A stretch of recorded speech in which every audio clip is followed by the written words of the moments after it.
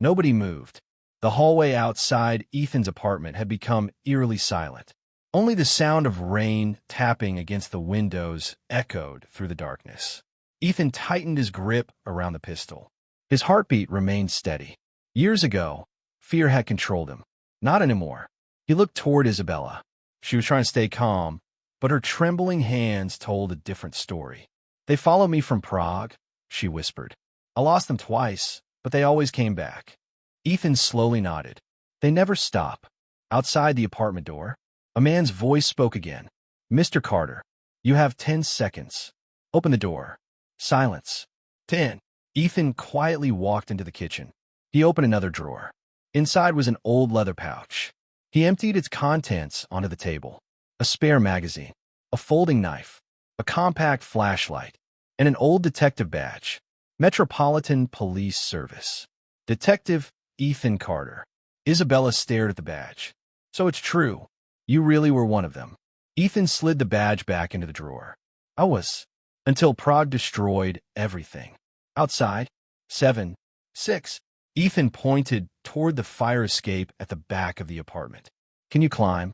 Isabella nodded. "I grew up in Florence. My father taught me never to trust the front door." For the first time since they had met, a faint smile crossed Ethan's face. "Smart man." The voice outside continued. 5. Suddenly, crash. The apartment lights exploded. Glass rained across the living room. A flash grenade rolled across the wooden floor. Ethan reacted instantly. Down! A deafening blast filled the apartment.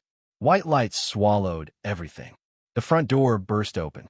3 masked men rushed inside. Black tactical clothing. Raven symbols stitched onto their shoulders. Silenced weapons. Professional. They weren't ordinary criminals. They were hunters.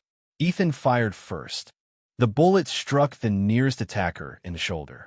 The man collapsed without making a sound. The second attacker returned fire. Bullets tore through the apartment walls. Pictures shattered. Furniture splintered. Smoke filled the room. "Move!" Ethan shouted. He grabbed Isabella's wrist. Together, they sprinted toward the fire escape. A bullet smashed through the kitchen window, just inches from Isabella's head. She screamed. Ethan pulled her outside onto the narrow iron staircase. Rain instantly soaked their clothes. Below them, London stretched into the darkness. Above them, another Raven operative stepped onto the rooftop. He wasn't wearing a mask. His face was scarred. One long cut ran from his forehead to his jaw. He smiled as if he had been expecting Ethan. Then he spoke. 6 years. I've waited 6 years to finish what we started. Ethan stopped.